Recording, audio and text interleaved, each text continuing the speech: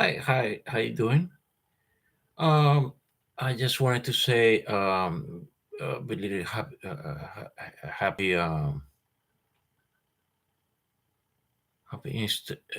belated happy Eastern.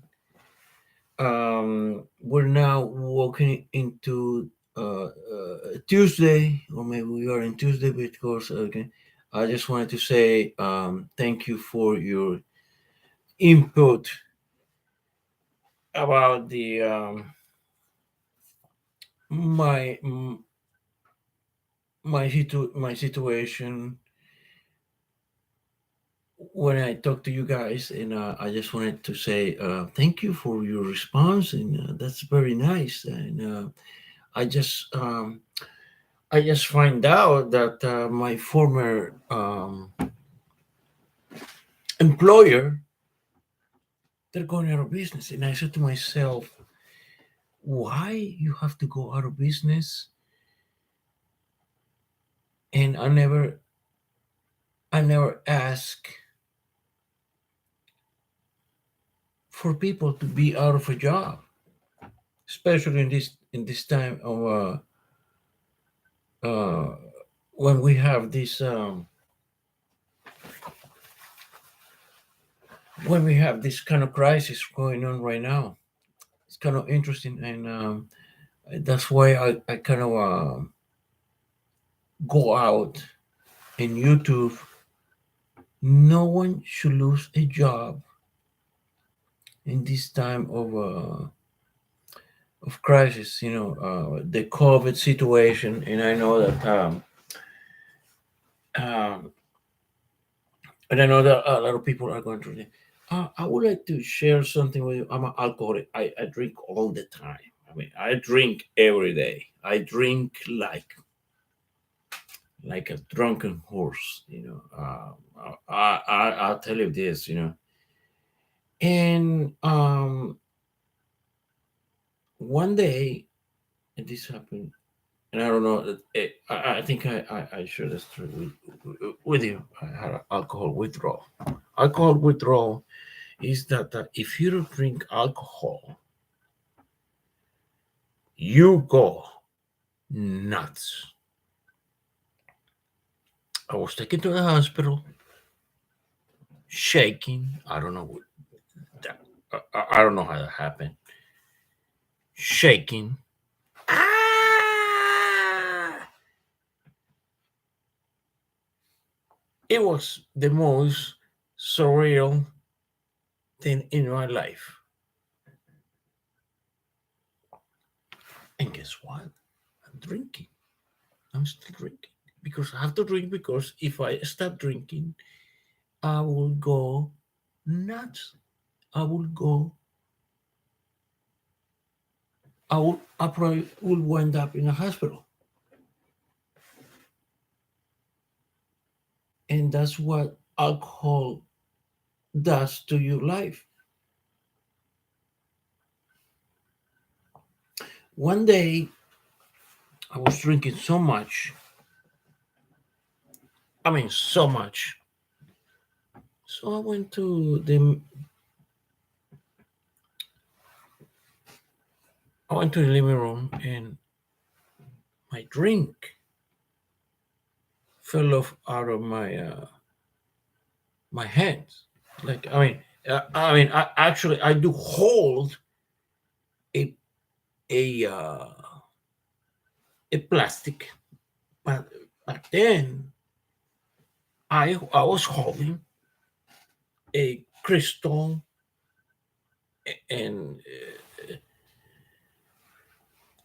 and it fell out of. It was a glass, not this glass because this is and and uh, and it fell out. It kind of slip out of my hands. I said, "Fuck!" I said, "I cannot believe I lost control of my life because a the glass slip out of my hands." And it's kind of interesting.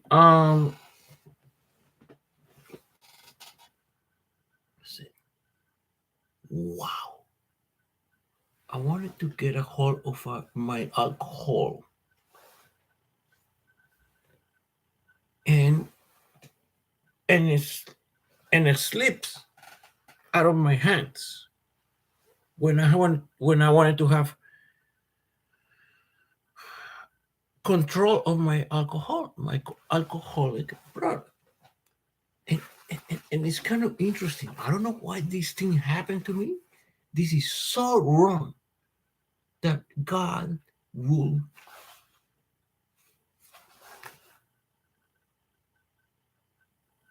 have my glass of alcohol slipped out of my own hands. And then, wow, that was that was the first. Today I went to my AA meetings. You know, I met very wonderful people. I met some one of the most incredible people that I will ever. I mean, I never met. One of my former co-workers. You know, I used to work in a nutrition. He gave us the news that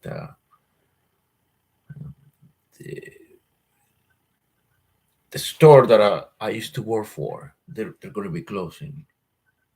And I said to myself, if I were to be the manager of that store that is going to close, I will do so many things different. I will do I will do things, so many incredible things. But then I ask myself, would that work? No. And I said, you know what? I just want. And again, I'm gonna have another couple job interviews in the next couple of days. You know, that interesting. I spoke to a lady. She sent me a message on my and it says, Jonathan, we're gonna have to get you resume because we like what we saw about you. And I said to myself, how come you like me? And I'm gonna send my resume. I'm gonna update the resume, and let's say, and I'm gonna have to update my resume again. You know, and I don't like. And there's something I want to um when you have to update your resume. I don't like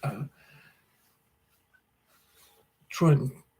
I mean, like trying my personal life, but you have to send your resume, and it's kind of interesting. And don't feel bad about it. And then I learned that lesson. You know, you have to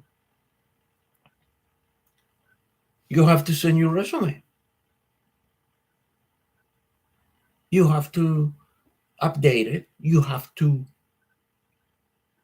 Um, Today, when I went to my AA meeting, and there was an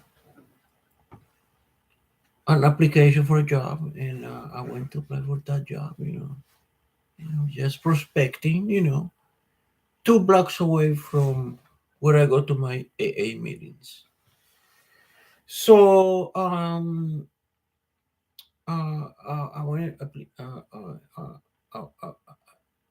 picked up an application. The guy, he was such a nice guy. I said, "Listen, I'm looking for a job right now. I need to." And he was such a one of the nicest guy I ever met in my life. And tomorrow I'm gonna submit the application, and let's see what's gonna happen. There's another guy that from Naples, Florida. He wants to talk to me about a job about sales, And I told him, listen, I'm not a sales guy, but hey, whatever it's gonna take, whatever it takes make to make money. That's it. I'm not a drug dealer. I don't believe in making quick money. I believe that you will make money by working hard, and I and I know that one very well. Um, when you make quick money, guess what? I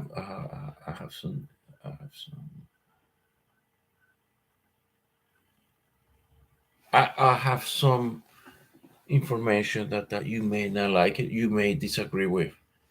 Quick money doesn't make you not only doesn't make you rich, it'll make you a froster.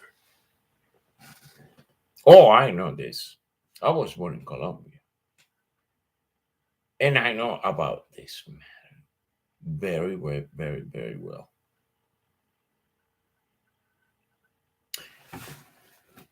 Me myself, born in Colombia. Maybe I don't know how come research you do, or if you go to YouTube, or Pablo Escobar. He was the biggest drug dealer. I mean, he sold cocaine. He sold cocaine and making all this money. At some point, he was on the run from the law in Colombia, in Medellin, where I came from, and he was with his daughter. His daughter, So he went to a mountain, and they were looking for him because they weren't. The authorities were looking for him, and well, I don't know what kind of the weather was started to rain, and it was getting cold, very cold, and he had his daughter with him,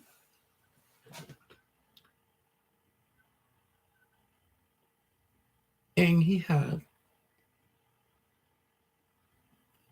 a couple of $100,000 or maybe $1 million on his hand, and he needed to hide himself and his daughter because the Colombian authorities they were looking for him. Guess what he did? And this is the best. This is the best story I ever heard in my life when it comes child support.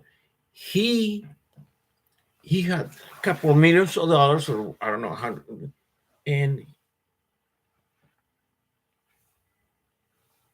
he was with his daughter. It started to rain, or the snow, or whatever that is. I don't know. He burned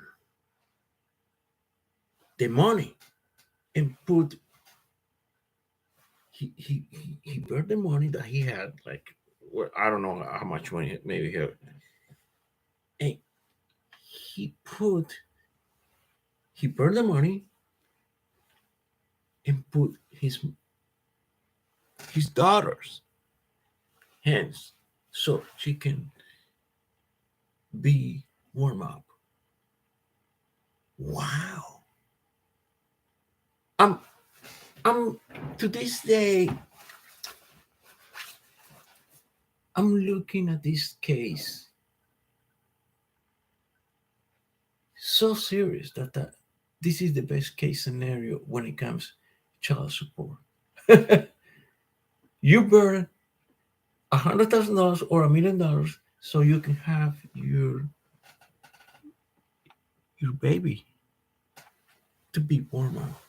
You burn it. And it's unbelievable. I mean, it's unbelievable. How can you burn $100,000 to keep your daughter,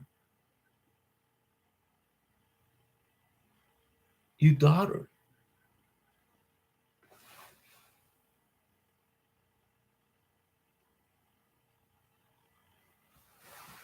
to be warm up by her hands? And it's kind of interesting. When Pablo Escobar, which is his name,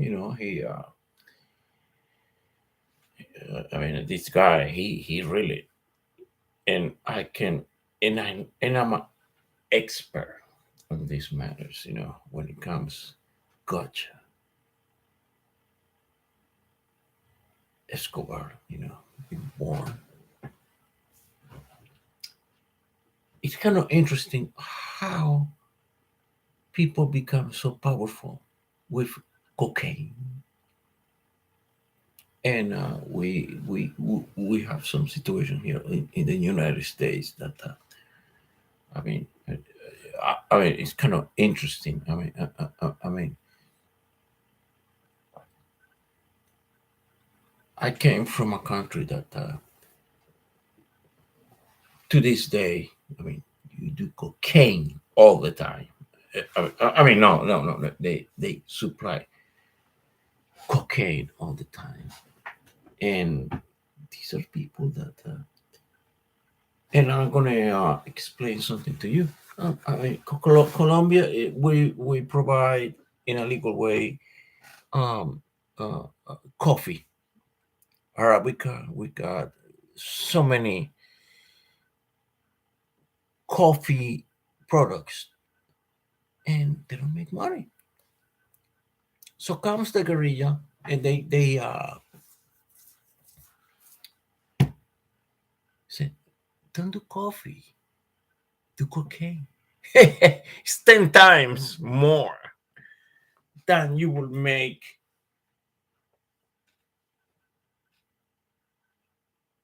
on coffee. Yeah, that's why the problem begins there. And let me give you some background about Pablo Escobar. Pablo Escobar was he grew up across the road from me, from Medellin. Pablo Escobar was a very, but he had some kind of a thing going on. He um he started his business. His mom was a school teacher, and I think his father he used to work for public. He was a public service. I don't know if he worked for the city. I don't know if he worked for government. So Pablo Escobar, you're gonna have a good one on this one. So Pablo Escobar, he was a nobody. He was a loser. He will go to a I don't even know if I can even describe this to you guys. He will go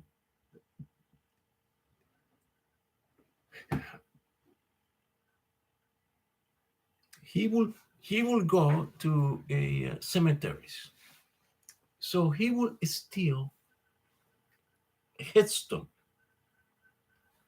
He will refer he will steal the headstone, and he will resurface the headstone and he will sell it. In which I made that comment in my last.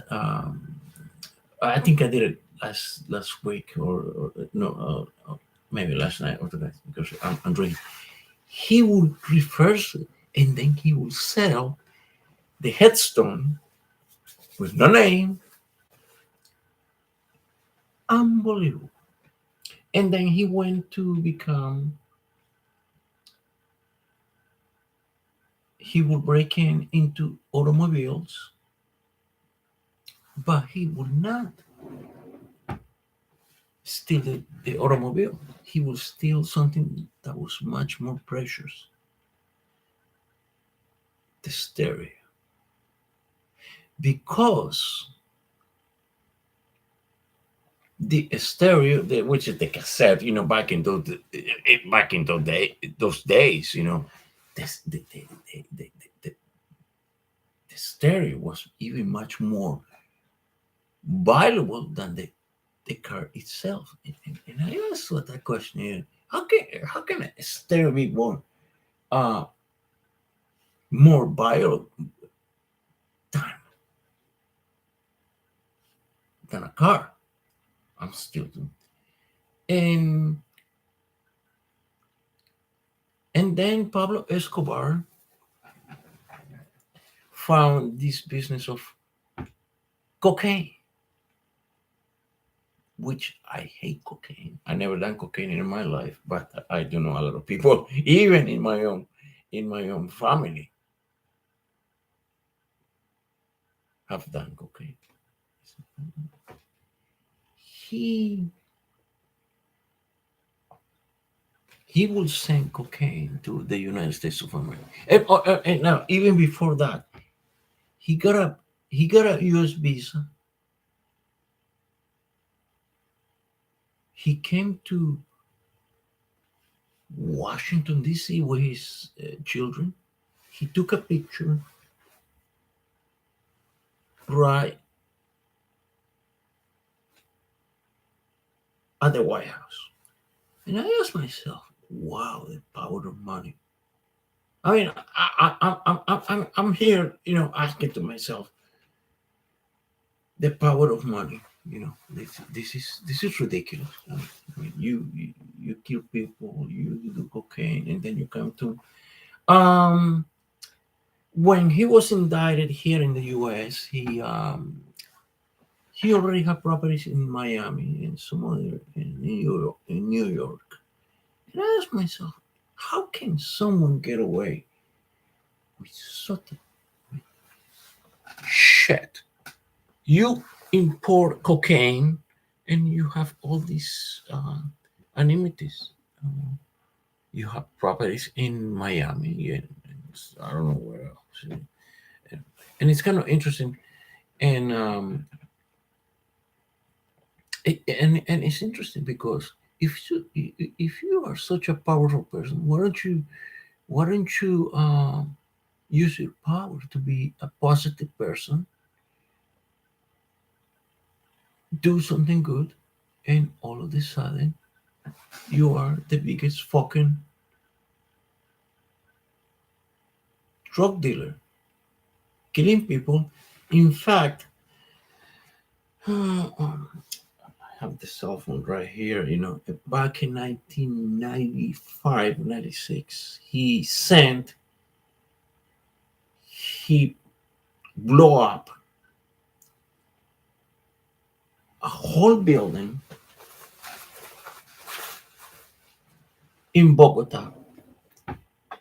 He sent a car bomb and he killed 500 people because he knew that he was coming. I mean, he wanted to get back to the government. And it's kind of interesting. And I mentioned this back in 1984, or I think it was 1984. Some dude went to Lebanon. He went to Lebanon, or to Beirut, Lebanon, and he left a car bomb and blew off. I mean, there were some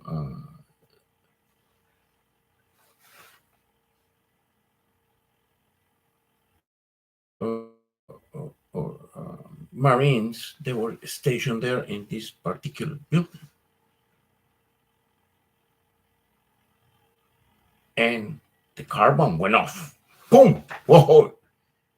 And I said to myself, what does it take to have the heart, which was I have a heart, okay, uh, to blow off a building in the Middle East to this day, and and this kind of violence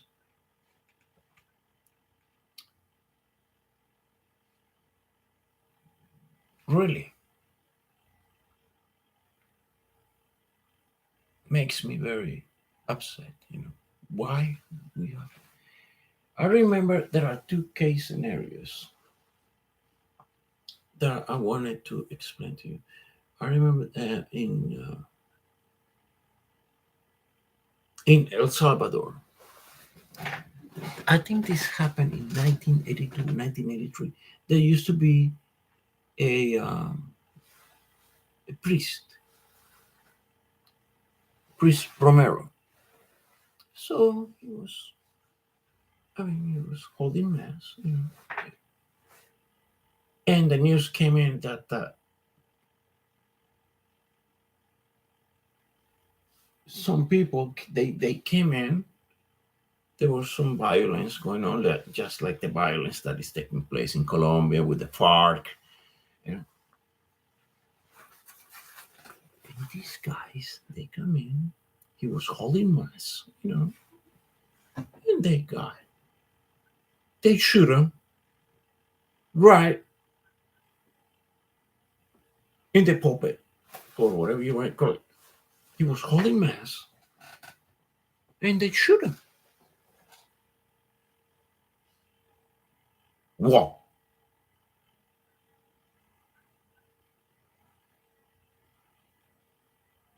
I'm an alcoholic. Why do I have a reason to shoot some guy in a pulpit? Came two guys. They came in with AK-47s, and they shoot the guy holding mass. I mean, he was holding mass. I just, to this day, this happened in 1983. I have to make some research about this one. And then this is one of the most it happened in Poland. His name was he was a general. I mean, back in those days when Poland was part of the Warsaw Pact, they were good friends with the Soviet Union. Unbelievable. And General Jaruzelski was the big guy, he was a dictator. And then there was a story that one of the main cardinals, or maybe a priest, he was found dead in a river in one of the main rivers, or whatever you want to call it. And I said to myself, wow, it happens not only in my own backyard, because I've been born in Colombia. And then some an archbishop, or I don't know what was his rank, because Jaruzelski was in command of that country. He was and this I think it was an archbishop. I have to look into it, and maybe I have to correct that, because I don't want to. He is found dead in a river.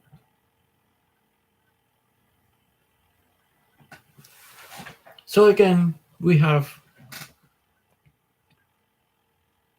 a priest being shot and killed on his own church. And then we have in Poland a priest found in a river. Wow. You can go on in the internet. Am I lying? And then you can call me a lie. That's so that's so interesting. And I always talk about this all the time with people from uh, Central America, and I talk to a lot of people from Eastern Europe, especially what we're going through right now. Vladimir Putin is an individual, and I spoke to a lot of people. This is a guy, he went to the KGB. This is an individual who may have pulled the trigger on people. Oh, to this day, I do believe that World War III is coming. Be aware. Um, I have the charters, and I'm gonna warn you guys. If Vladimir Putin is gonna send, guess what? He's gonna. And I said it yesterday. I said it maybe 2 days ago. And again, I'm doing this thinking. It's we have Pratt and Whitney, and they make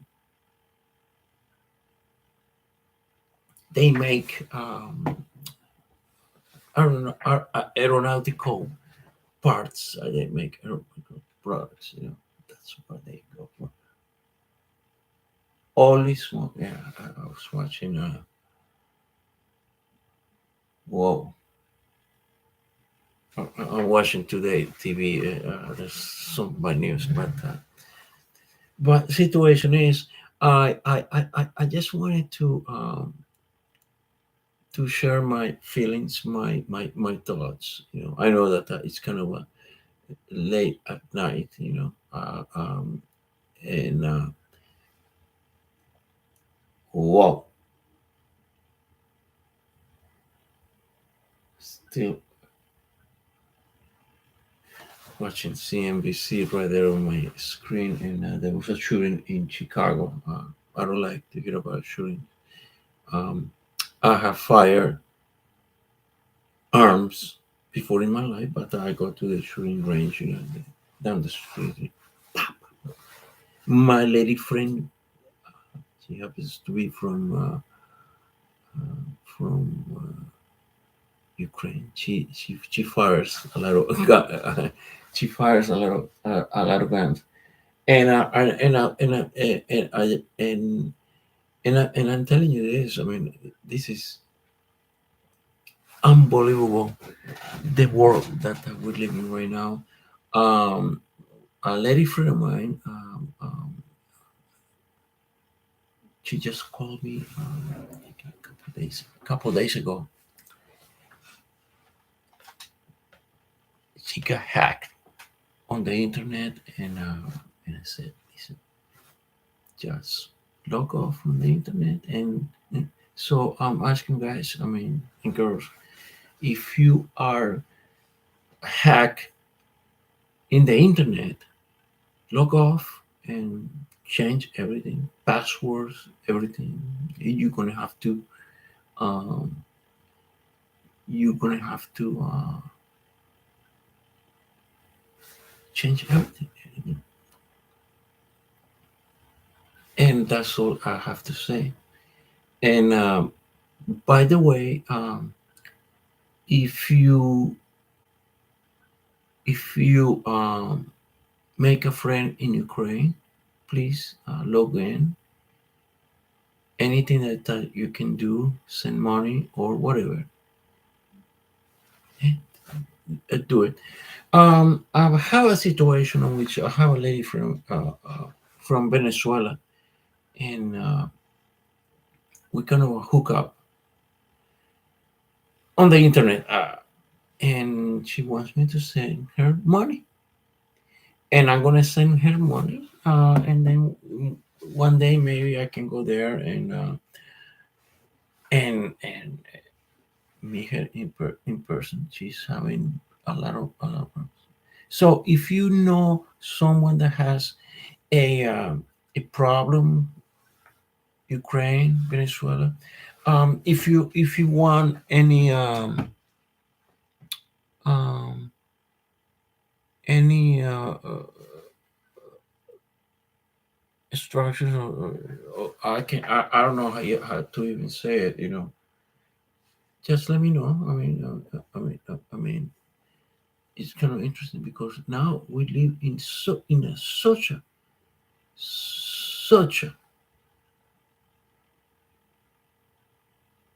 divided world. Even though you and I we have a connection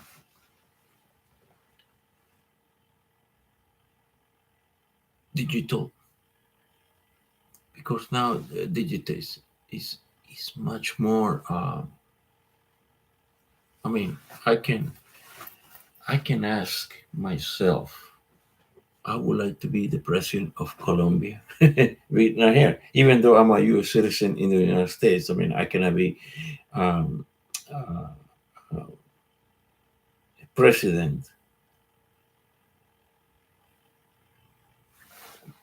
But if I can gain some audience, I would like to become president of my country of birth. I mean, people when they become presidents, or they want to become presidents, they make promises. But one thing about promises, and there's commitment.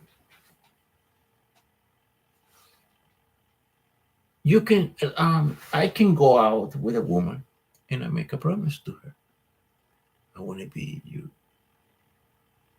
your boyfriend. I want to be your husband. But those promises, they can be broken. But when it comes commitments are unbroken journeys. I'm going to make this nation. I'm going to make this nation the better that you. So you can you okay. The promise I make to my girlfriend of my wife, I can break it. But when it comes to commitments, it's a commitment. And let me tell you something. Being born in Medellin, in Colombia,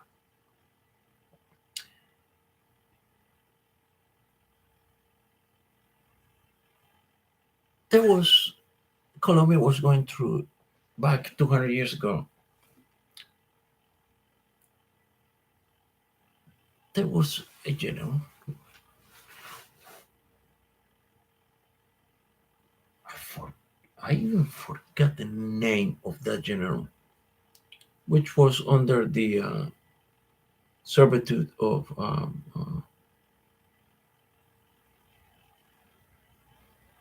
Simon Bolivar. Simon Bolivar was born in Caracas, Venezuela. He liberated um,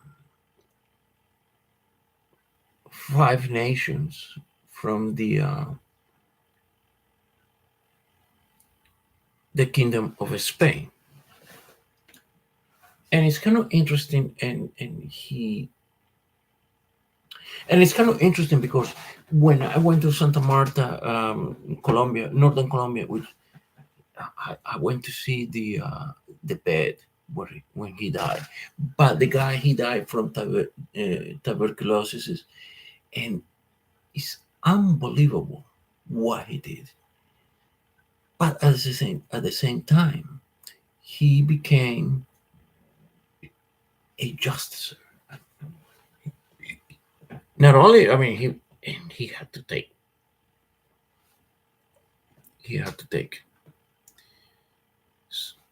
some decisions. I mean, he said, "I'm going to liberate these five nations: Colombia, Venezuela, Ecuador, Peru, and Bolivia. He did a great job. And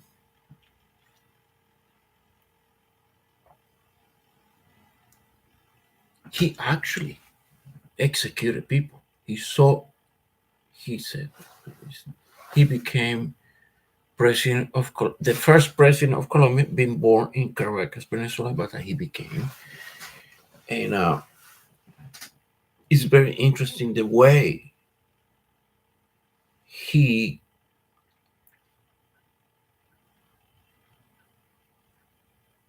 presided, and it's unbelievable. And to this day, that I went to Santa Marta to see uh, his last place when he died there. And I remember when my biological father and my mom, we went there to see where he died. He died, I think, past 1 o'clock p.m. That was afternoon time. And I said to myself, "Wow, this is a guy who liberates five countries in one shot." I don't even get it to this day. So go to wikipedia.com and look for Simon Bolivar. And even though he was born in Caracas, Venezuela,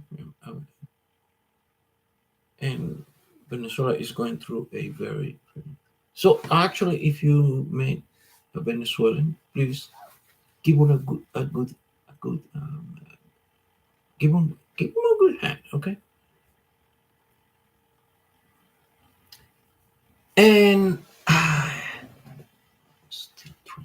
I don't know why I drink so much, but I'm glad that I have YouTube as a scapegoat, as a scape. To share my stories, okay? And actually, I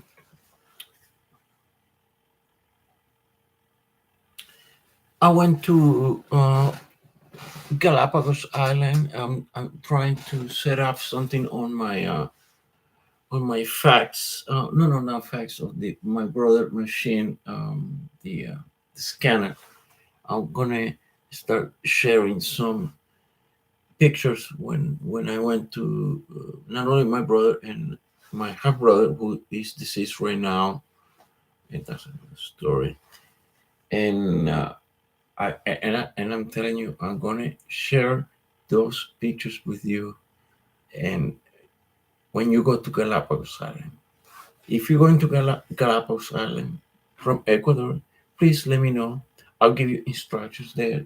There's some protocols and procedures that how you can go to the island. My father, he wanted to go to Easter Island, which is part of the possession of, of Chile, the Chilean government. And and if you want to know any information, I'm not a travel agent, but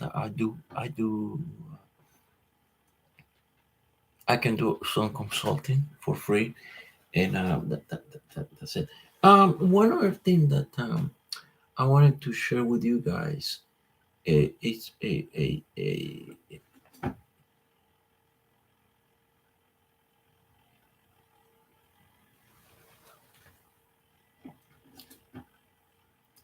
I used to go to a place. I used to go to a place called the Dax. That was 2004.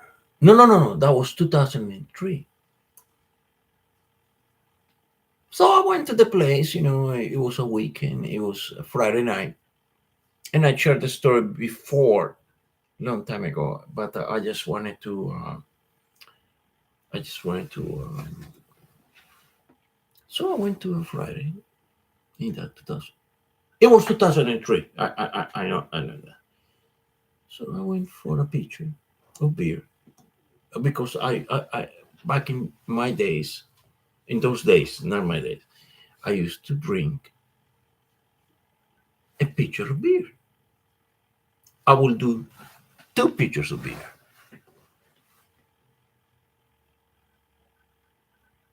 So there were these two girls. One was Jen, and one was Stephanie. Steffi.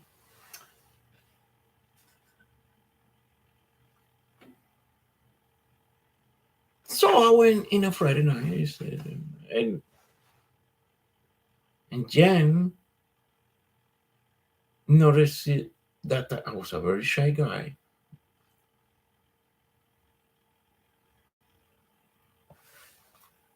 and she will send me the picture. And I'm making this statement. I'm making because I just wanted to share this story with you guys. So, and I know that I'm being very intrusive about saying it, but I have to do it because I mean, so Jen, a beautiful white woman,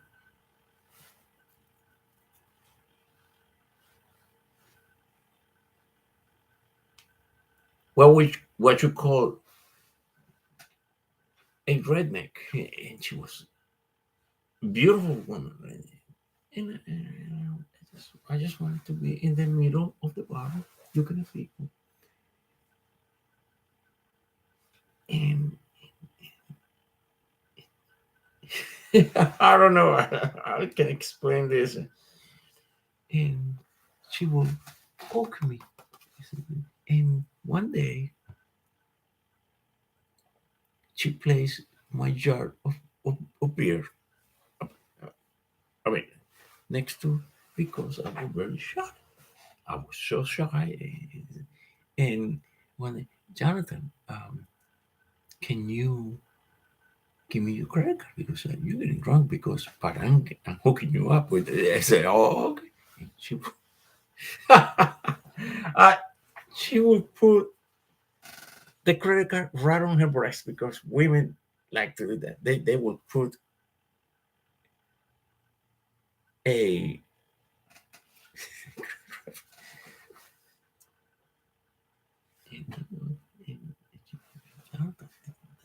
she would place my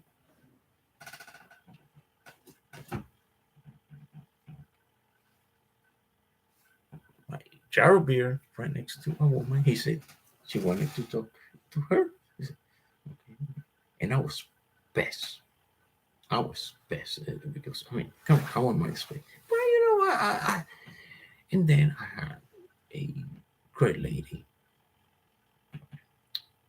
Her name was Stephanie. Stephanie was shy. I never talked to her. And yeah, and it happened that in a Friday. And by the way, I'm talking about this story because I need to share it because it's part of my recovery as an alcoholic. So, anyways, Jen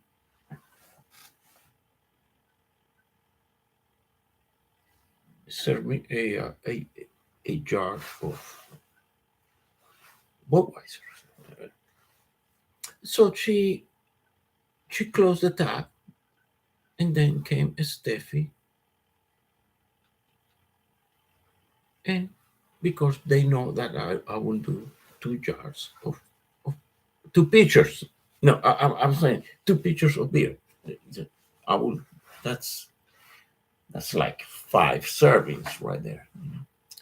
And Steffi closed, and I said, Steffi, I'm doing two, and I need to pay you back because I was going to be charged for two pitchers. I was going to be And I said, Steffi, I need to honor you. Serve me a second bottle, and it was $5 per pitcher, which is very good. It's a good price. I mean, for alcohol, but I needed because I didn't want to get in trouble. So I said, Steffi, I want to, I want to pay because she thought that was her picture that she was serving me, but I had two pictures. So I went on and I paid mine $10, and then I tip $3, which is very nasty when you are serve you serve very nice women. And then I went my business. I went home. I drove home.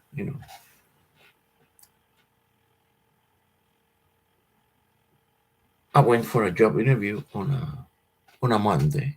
And by the way, this happened on a Friday. I mean,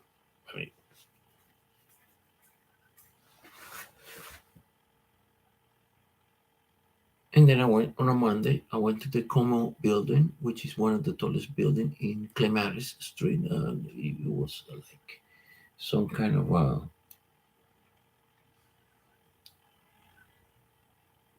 technology firm. So we want you to. They were doing like some kind of apps, applications, and they wanted. So I went for it, and then and it was a Monday. And remember, the last time I saw the two girls, it was on a Friday. So I went on a Monday, and then I said, I'm going to the DAX to get my picture of beer.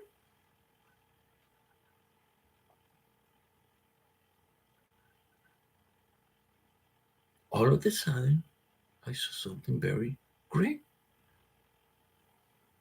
People were putting flowers. It's kind of weird. I mean, right? It was closed. It was shut. And when I approached the building, we are celebrating the lives of Jen and Stephanie. And I said to myself, "What the fuck is going on here? There's too much alcohol here. I mean, to be." So I went to Roxy's. What the fuck is going on here? But this is, and there were people that were crying. You know that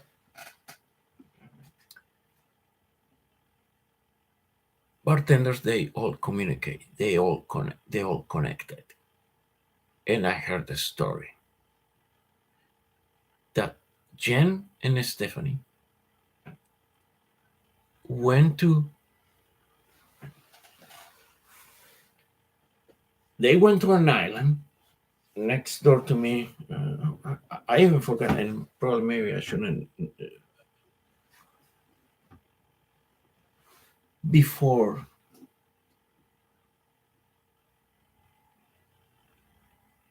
11 a.m., they went to this island right off Riviera Beach, which I'm trying to make memory, but maybe it's not even worth it. And they were heading to work, but they were drunk. They were drunk.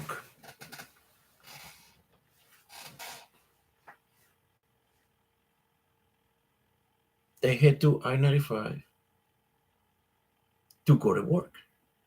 Now,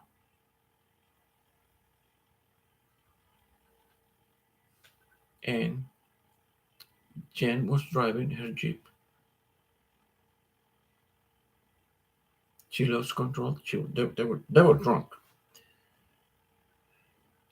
She lost control of her vehicle.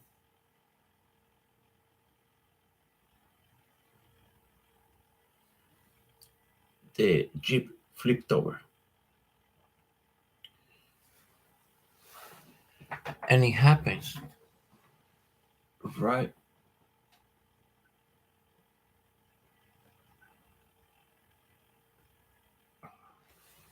right in I-95 south of 45th Street. And I used to live south of 45th Street.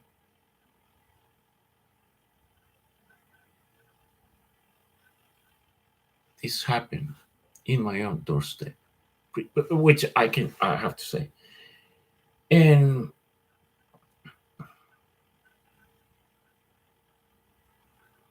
yeah, they it's called Peanut Island, right between Singer Island and Riviera Beach, Peanut Island. And Peanut Island is a very I've never been there before, and I wish, I'm not going there. I'm not going to allow even a relative to go there to Peanut Island. Yeah, they went to Peanut Island to get fucked up before going to work, and yeah, and they lost their lives.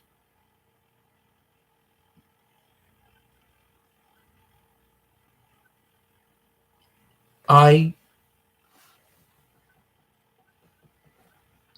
to this day that those two girls they served me a picture with each of them, and then I wanted to batch out with Steffi. Say, Steffi, I have two beers. I mean, you charge me for one. To this day, I don't even believe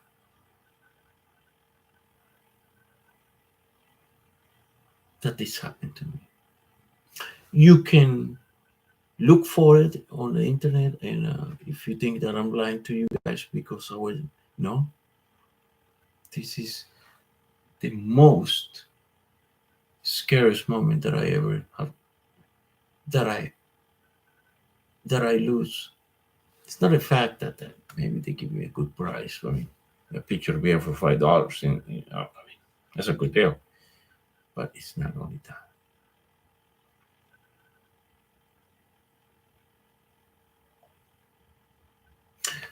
When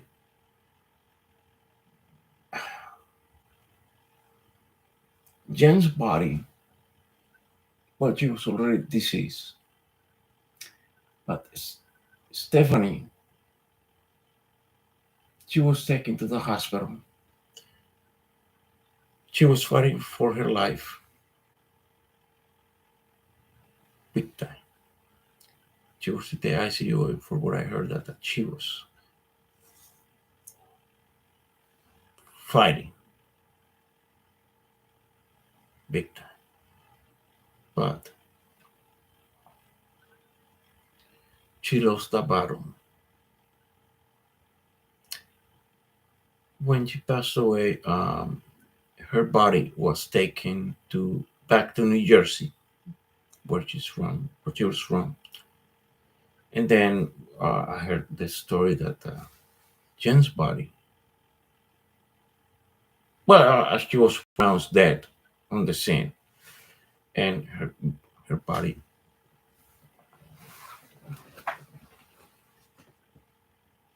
was mangled, and the parents said it needs to be cremated. I went to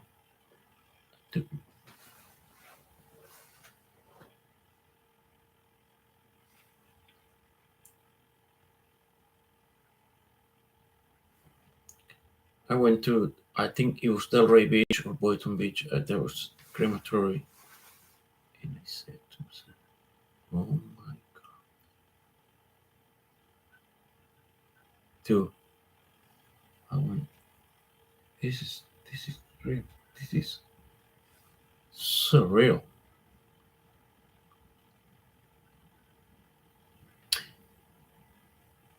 Jen's body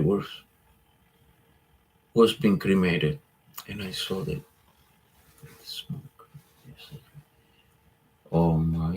gosh, that's one of the greatest lessons that I have in my life.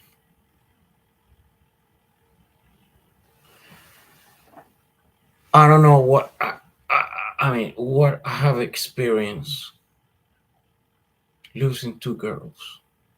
One serving me a picture.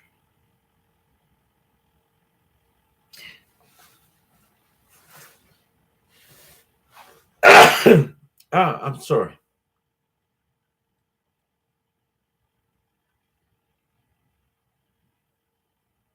I ask to this day why this happened to me.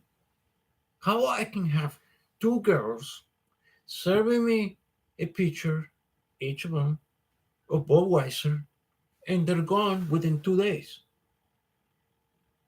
I don't get it to this day. And we're talking, yeah, almost 20 years.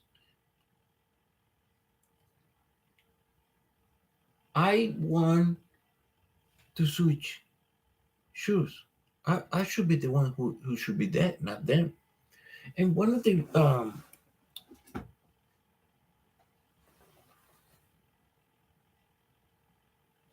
things that I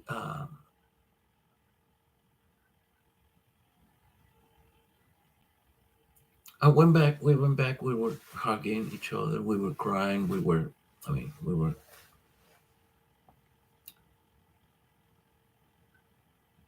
I saw and I met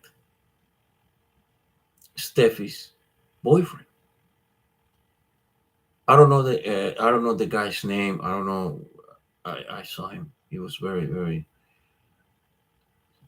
That was his first girlfriend. To this day, I think about him all the time. How can you have a first girlfriend and then dies? I've no idea about this one. I'm totally to this day, and we're talking 2003. Yeah, yeah, could be, yeah, almost 23 years, 20 years. So, and it bothers me.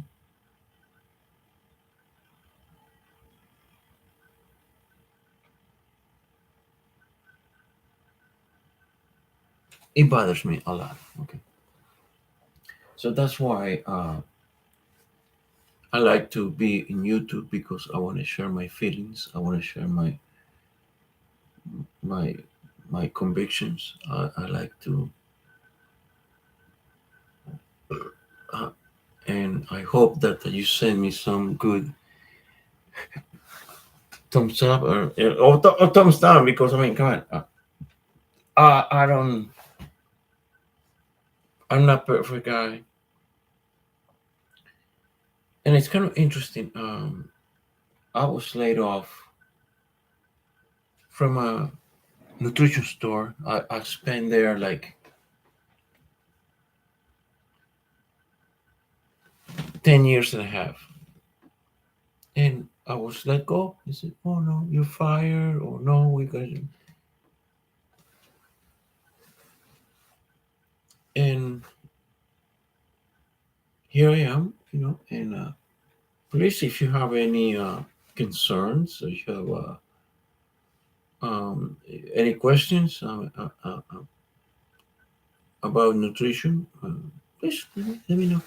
And I'm going to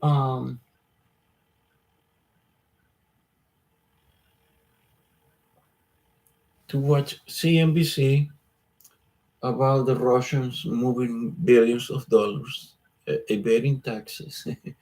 I'm unbelievable.